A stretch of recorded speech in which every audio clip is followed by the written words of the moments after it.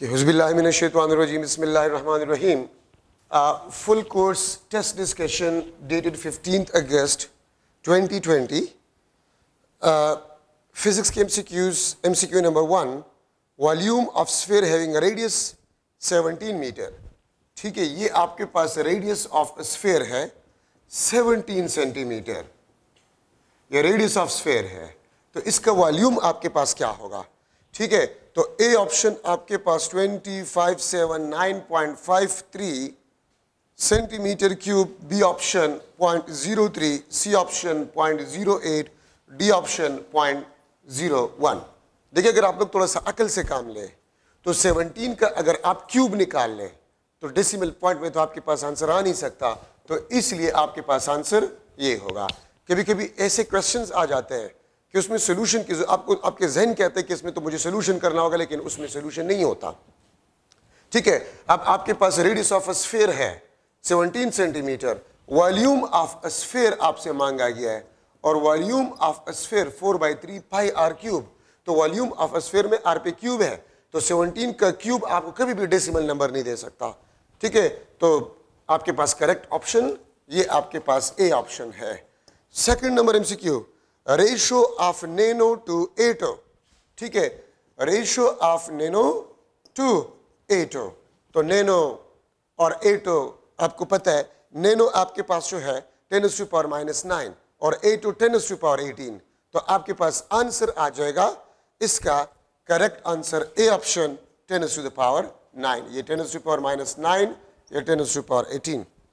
अच्छा, third number MCQ आपके पास है, the cross product of 3 unit vectors I cross J cross K.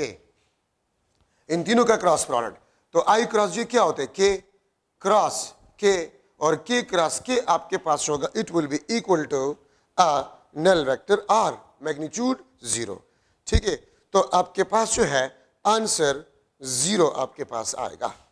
ठीक है. अच्छा, फोर्थ नंबर एमसीक्यू है आपके पास, फोर्थ नंबर एमसीक्यू है आपके पास कि J cross J dot I, J cross J dot I is equal to dash.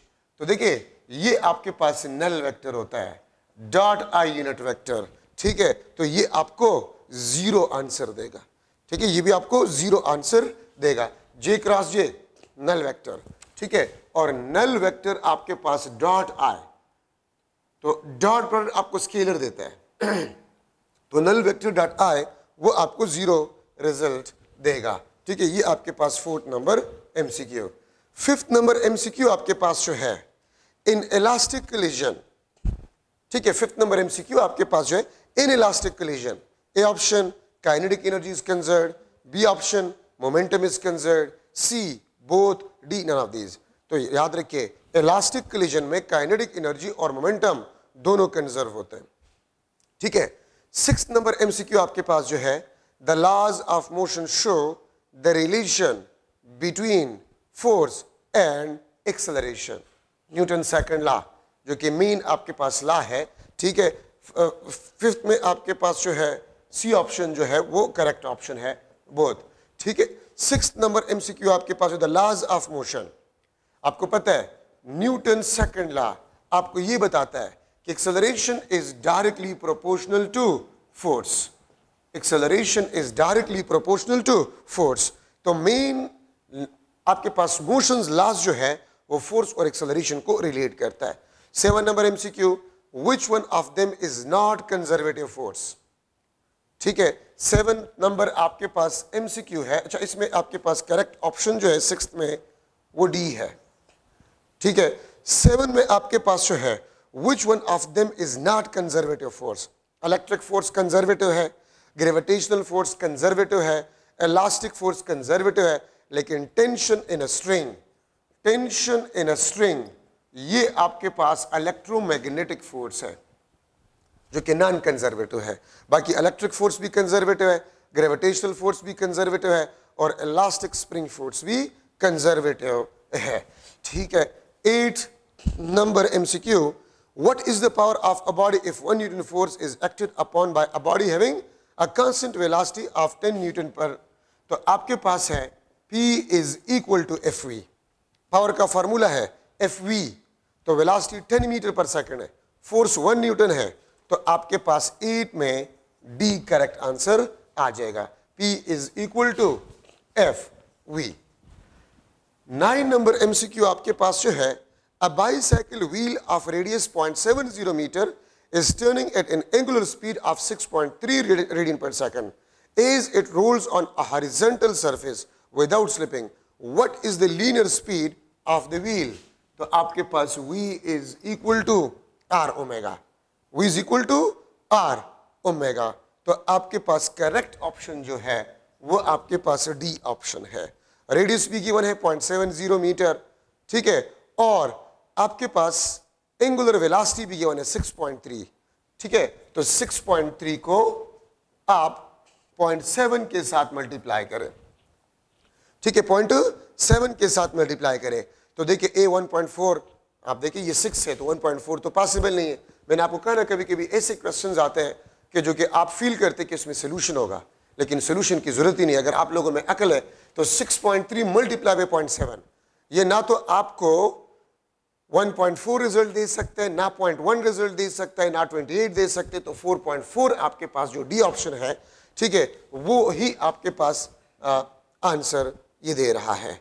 Angular velocity is measured in MCQ number 10, angular velocity is measured, A option, in radian per minute, radian per minute. 11 number आपके पास MCQ जो है, 11 number MCQ, time period of a simple pendulum, तो आपको पता है T is equal to 2 pi under the root of L divide by G। तो length और ग्रेविटेशनल फील्ड स्ट्रेंथ पे डिपेंड करता है। तो करेक्ट ऑप्शन आपके पास 11 में डी ऑप्शन है, ठीक है, D option, length of the pendulum and acceleration due to gravity, G और एल पे डिपेंडेंट है, तो डी ऑप्शन आपके पास करेक्ट ऑप्शन है, ठीक है। 12 number MCQ, if the value of G is made G divided by 16, what will be the effect on time period of a pendulum? तो आप यहां से देख सकते हैं T is inversely proportional to the square root of G। तो अगर G 16 time कम हो जाए तो इस पे अंडर रूट भी है, तो टाइम पीरियड आपके पास 4 टाइम्स बन जाएगा, ठीक है। तो इसमें करेक्ट ऑप्शन आपके पास बी आ रहा है, 4 times. T is inversely proportional to the square root of G। 13 number MCQ, if particle displaced in direction perpendicular to wave, then waves are transverse, ठीक है, ये तो सिंपल ट्रांसवर्स वेव का definition है। Particle perpendicular oscillate कह रहा है to the wave, तो फिर आपके पास वेव जो होगा वो ट्रांसवर्स वेव होगा, और अगर particle parallel to the direction of propagation तो वो आपके पास लॉन्गिट्यूडनल वेव होता है। 14 blue coloured source is seen red, ठीक है, ब्लू, पहले आप कोई चीज देख रहे थे वो आपको ब्लू नजर आता, फिर कुछ देर बाद वो आपको रेड नजर आ रहा है, ठीक है। तो इसका मतलब ये है कि source is moving away from a observer, ठीक है। मैं यहां पर MCQ नंबर 14 है आपके पास, ब्लू कलर्ड, ठीक है, इसमें आपके पास A option, source is moving away from observer, यह डॉपलर इफेक्ट है। आप एक स्टार देख रहे हैं, ठीक है, वो ब्लूइश कलर का आपको नजर आ रहा है, लेकिन कुछ देर बाद वो आपको रेड कलर का नजर आ रहा है। तो रेड कलर आपके पास जो होता है उसका फ्रीक्वेंसी कम होता है, frequency decreases, wavelength increases, it means the distance between the source and observer is increasing. तो source is moving away from the observer, A option आपके पास जो है वो करेक्ट ऑप्शन है। अच्छा, 15 number MCQ, 15 number MCQ, the distance between two fringes in double slit experiment is directly proportional to, आपको ये फार्मूला अगर आ रहा है Ym is equal to m lambda L divided by D, तो distance of mth order fringe ये wavelength के directly proportional है, तो ए ऑप्शन आपके पास इसमें करेक्ट ऑप्शन है। 16 confining wave of wave into one plane, the confinement of a wave to oscillate in a single plane, इसको basically हम क्या कहते हैं, पोलराइजेशन कहते हैं। अगर आप एक वेव को मजबूर करें कि वो सिंगल प्लेन में ऑसिलेशन कर जाए तो ये प्रोसेस बेसिकली पोलराइजेशन कहलाता है, ठीक है। 17 17 में आपके पास Carnot engine, efficiency of the Carnot cycle will be 100% if the temperature of cold reservoir is a 0 Kelvin. D option 0 Kelvin. याद रखिए, अगर आपके पास LTR जो है लो टेम्परेचर रिजर्वायर, अगर वो 0 केल्विन टेम्परेचर पे हो तो फिर उस कार्नोट इंजन का एफिशिएंसी 100% होगा। ठीक है, तो आपके पास जो है 17 में डी ऑप्शन करेक्ट आ रहा है, सही है। 18 आपके पास जो है during isothermal process which of the following remains constant? A temperature. Isothermal process वो प्रोसेस होता है जिसमें टेम्परेचर कांस्टेंट होता है। ठीक है, तो आपके पास टेम्परेचर। 19 आपके पास जो है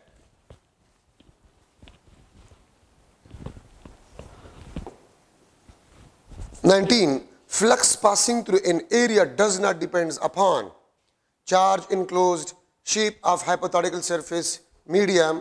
ठीक है, तो अगर मैं गासेस लॉ को कंसिडर करूं तो Q enclosed divide by epsilon not. ठीक है, अगर चार्ज के इर्द गिर्द कोई और मीडियम हो तो फिर परमिटिविटी ऑफ मीडियम। ठीक है, और याद रखिए फ्लक्स आपके पास है वो shape of hypothetical surface. Gases law में हम जो क्लोज सरफेस लेते हैं वो हाइपोथेटिकल होता है, इमेजिनरी होता है, वो रियलिटी में नहीं होता। ठीक है, तो आपके पास जो है शेप से फ्लक्स इंडिपेंडेंट होता है, तो B option is the correct one. Flux is independent of shape of hypothetical surface. ठीक है, 20 नंबर आपके पास एमसीक्यू है। If voltage of a capacitor is 60 volt then what will be the voltage if diamond is present is dielectric? तो एक बात याद रखिए, कैपेसिटर आपके पास जो होता है Vc वो हमेशा सोर्स के बराबर होता है। ठीक है, जब कैपेसिटर आपके पास फुली चार्ज्ड हो, जब कैपेसिटर फुली चार्ज हो तो कैपेसिटर के प्लेट्स के दरमियान जो पोटेंशियल होते हैं वो हमेशा सोर्स के बराबर होता है। अगर आप मीडियम जो भी रख लें, आप मीडियम चेंज करें, जो भी रख ले, the potential between the plates of a capacitor will be equal to the potential of a source. जब कैपेसिटर फुली चार्ज होता है तो सी ऑप्शन 60 वोल्ट। अगर पहले 60 वोल्ट था, फिर आपने डायमंड या कोई डाई इलेक्ट्रिक रख लिया, फिर भी आपके पास पोटेंशियल 60 वोल्ट ही होगा। अच्छा, 21 MCQ. 21 MCQ. 3 resistors R1, R2 and R3 are connected in series। R1, R2 और R3 ये सीरीज में कनेक्टेड है। ये किस चीज में कनेक्टेड है? सीरीज में कनेक्टेड है। ठीक है, तो फिर कह रहे the equivalent resistance will B, equivalent resistance आपके पास क्या होगा? तो देखिए, आप सीरीज कॉम्बिनेशन में पढ़ते हैं कि जब आप टोटल रेजिस्टेंस मालूम करते हैं तो total resistance of a circuit, वो जो सबसे बड़ा रेजिस्टेंस होता है उससे भी बड़ा होता है। तो इसमें R1 सबसे बड़ा है, तो टोटल जो रेजिस्टेंस होगा वो इस बड़े से भी ज्यादा होगा। और पैरेलल कॉम्बिनेशन में आप कहते हैं कि the total resistance is smaller than the smallest resistance present in a combination, parallel में, लेकिन सीरीज में लार्जर। तो डी ऑप्शन आपके पास जो है वो करेक्ट ऑप्शन है। 22 if voltage is 100 volt, current is 10 ampere and R is 5 ohm, then internal resistance will be। तो देखिए आपके पास ये फार्मूला है, V divide by R plus R। Current आपको बताया गया 10 एम्पेयर है, ये डेटा में गिवन है। पोटेंशियल 100 वोल्ट है, सर्किट का रेजिस्टेंस 5 ओहम है। ठीक है, तो इंटरनल रेजिस्टेंस क्या होगा? ये स्मॉल r आपसे मांगा गया है, तो मैं 100 वोल्ट को किस नंबर पे डिवाइड करूं कि 10 आ जाए? तो 10, तो 5 ओहम तो है, तो यहां पर भी आपके पास आना चाहिए 5 ओहम। ठीक है, तो आपके पास स्मॉल r ये 5 ओहम होगा और आंसर आपके पास जो है ये सी आ रहा है। ठीक है, the correct option is C. ठीक है, ये आपके पास करेक्ट ऑप्शन है। 23 if length of solenoid gets double, ठीक है, while keeping number of turns constant, the result in magnetic field। तो देखिए आपके पास ये फार्मूला है सोलेनॉइड का, mu not an I divide by L, जो कि इसी फार्मूले से आपके पास बन जाता है। और यहां से आप देख सकते हैं B is inversely proportional to the length of a solenoid. तो अगर लेंथ डबल तो B आपके पास क्या हो जाएगा, हाफ हो जाएगा।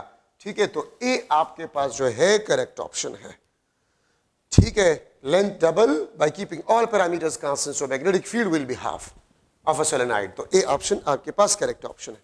24 ECG रिकॉर्ड्स, याद रखिए ECG वोल्टेज जो हार्ट बीट से वोल्टेज बनते हैं उसको रिकॉर्ड करता है। ठीक है, तो A ऑप्शन। ठीक है, ECG record voltage from the heart beat होते हैं, वो करंट प्रोड्यूस करते हैं, वो पोटेंशियल प्रोड्यूस करते हैं, वो पोटेंशियल बेसिकली ECG मेजर करता है। तो A ऑप्शन 24 में करेक्ट है। ठीक है, 25 MCQ AC generator can be converted into DC generator by slip ring. ठीक है, slip rings. AC generator can be converted into DC generated by, ठीक है, स्लिप रिंग्स। अगर आप स्लिप रिंग्स को जो है वो चेंज कर ले तो आप AC जनरेटर को DC जनरेटर में कन्वर्ट कर सकते हैं। ठीक है, AC जनरेटर से स्लिप रिंग्स निकाल ले और स्प्लिट रिंग्स जो है वो आप उसमें से चेंज करें तो आप AC जनरेटर को DC जनरेटर में कन्वर्ट कर सकते हैं। तो 25 में आपके पास B, ये आपके पास स्लिप रिंग्स। ठीक है, आपको पता है कि DC जनरेटर में स्प्लिट रिंग्स होते हैं, AC जनरेटर में स्लिप रिंग्स होते हैं। तो AC जनरेटर में अगर आप रिप्लेस करें स्लिप रिंग्स को तो AC जनरेटर DC जनरेटर में कन्वर्ट हो जाता है। ठीक है, 26 आपके पास जो है a coil is placed near a magnet. ये 25 नंबर MCQ में AC generator can be converted into DC generator by converting slip rings। ठीक है, A ऑप्शन, B गलती से स्लिप रिंग दिया गया है, ये स्प्लिट रिंग है आपके पास। ठीक है, A ऑप्शन स्प्लिट रिंग है, sorry, AC generator can be converted into DC generator, A slip rings है, B स्प्लिट रिंग्स है, C stopper, D option it can not be converted. तो AC generator can be converted into DC generator by split rings. ठीक है, answer आपके पास split rings का है, slip rings नहीं, क्योंकि AC को DC में कन्वर्ट किया जाता है। तो स्प्लिट रिंग अगर आप लगा ले, ठीक है, तो आप AC को DC में कन्वर्ट कर जाते हैं। 26 a coil is placed near a magnet, EMF will be induced in it when area of a coil change, coil is rotated, magnet which is placed at a distance is moved closer to it। D option all of these. अब किसी भी तरीके से flux को change करें, induced EMF is directly proportional to the magnetic flux variation. ठीक है, तो अगर आप कॉइल को रोटेट करें फिर भी फ्लक्स चेंज होगा, आप एरिया चेंज करें फिर भी फ्लक्स चेंज होगा, आप डिस्टेंस चेंज करें फिर भी फ्लक्स चेंज होगा और EMF प्रोड्यूस होगा। तो all of these, D option आपके पास जो है करेक्ट ऑप्शन है। 27 number MCQ, an inductor of 1 Henry is connected across a 220 volt 50 hertz supply, the peak value of current is approximately, तो देखिए आपके पास फार्मूला है V naught is equal to Li naught into omega, inductor में से आपके पास। ठीक है, इसको मैं लिख सकता हूं V naught divide by L omega is equal to I naught, और V naught को मैं लिख सकता हूं 2 pi L into F, ये I naught। तो आपको V naught भी गिवन है, इंडक्टेंस भी गिवन है और फ्रीक्वेंसी भी गिवन है। तो peak value of current approximately क्या होगा? तो देखिए V naught आपके पास 220 वोल्ट है, V naught आपके पास 220 वोल्ट है, फ्रीक्वेंसी 50 हर्ट्ज है, इंडक्टेंस 1 पाई 3। मैं अगर पाई को आसानी के लिए याद रखे, जहां पर स्मॉल जी इस्तेमाल होते हैं MCQs में, तो 9.8 के बजाय आप 10 लिया करें। MCQ में जहां पर पाई इस्तेमाल होता है तो 3.14 के बजाय 3 आप इस्तेमाल करें। तो 2 3 6 मल्टीप्लाई बाय 50, ठीक है, 6 मल्टीप्लाई बाय 50। तो मैं अगर लिख लूं 226 मल्टीप्लाई बाय 50 तो 300, और 220 को अगर आप 300 पे डिवाइड करें, ठीक है, तो अप्रॉक्सीमेटली देखिए सी ऑप्शन 1 एम्पेयर है, डी 1.4 है, ये तो नहीं आएगा। अप्रॉक्सीमेटली 0.7 एम्पेयर आपके पास आंसर आएगा, बी ऑप्शन। अप्रॉक्सीमेटली 0.7 एम्पेयर आपके पास आंसर आएगा। अब थोड़ा सा अगर आप अकल इस्तेमाल करेंगे, ठीक है, आपने ये लिख लिया 220 डिवाइड बाई 6 मल्टीप्लाई बाई 50 या 220 डिवाइड बाई 300। ठीक है, तो ये ना तो आपको हाफ रिजल्ट दे सकते हैं 0.5, ना आपको 1 दे सकते ना 1.4, तो पॉसिबल आंसर आपके पास जो 0.7 एम्पेयर होगा। 28 द फ्रीक्वेंसी ऑफ एसी इन पाकिस्तान। ठीक है, पाकिस्तान में हम जो बिजली इस्तेमाल करते हैं उसका फ्रीक्वेंसी आपके पास जो है वो क्या होगा। 28 नंबर एमसीक्यू। तो आपके पास फ्रीक्वेंसी जो है वो 50 साइकिल्स पर सेकंड या 50 हर्ट्ज। तो आपके पास बी ऑप्शन जो है this is the correct option in 28 number MCQ. 29 young modulus for the perfectly rigid body is. ठीक है, 29 में आपके पास correct option C. Rigid body कौन सा बॉडी होता है? रिजिड बॉडी वो बॉडी होते हैं जिसमें पार्टिकल्स के दरमियान डिस्टेंस फिक्स हो या कांस्टेंट हो। मतलब पार्टिकल्स के दरमियान आप डिस्टेंस को चेंज ना कर सके, तो अगर आप मतलब डिफॉर्मेशन प्रोड्यूस नहीं कर सकते, तो अगर आप डिफॉर्मेशन प्रोड्यूस नहीं कर सकते तो उसका मॉडुलस इनफाइनाइट होगा, उसका मॉडुलस इनफाइनाइट होगा, उसका इलास्टिसिटी इन्फिनिटी आपके पास होगा। तो 29 में आपके पास आ रहा है infinity. Young modulus for the perfectly rigid body is infinity. 30 number MCQ आपके पास जो है semiconductor have conductivity of the order. ठीक है, of the order of 10 to the power -6 ohm to 10 to the power -4 ohm. Super semiconductor का आपके पास जो है जो रेजिस्टेंस होता है, सॉरी कंडक्टिविटी होता है वो 10 to power -6 to 10 to the power -4 तक आपके पास होते हैं। तो सी ऑप्शन जो है वो आपके पास करेक्ट ऑप्शन है। ठीक है, सेमीकंडक्टर्स के लिए। 31 when transistor is forward bias then resistance will be. 31 number MCQ, जब आपके पास ट्रांजिस्टर जो है फॉरवर्ड बायस हो तो फिर रेजिस्टेंस आपके पास ट्रांजिस्टर का क्या होगा? तो याद रखिए किलो ओहम में। ठीक है, ट्रांजिस्टर अगर फॉरवर्ड, मैं इस तरह भी कह सकता हूं कि base emitter junction forward bias हो तब भी किलो ओहम, अगर बेस कलेक्टर रिवर्स तब भी किलो ओहम। तो किलो ओहम में आपके पास जो है वो रेजिस्टेंस होता है ट्रांजिस्टर का।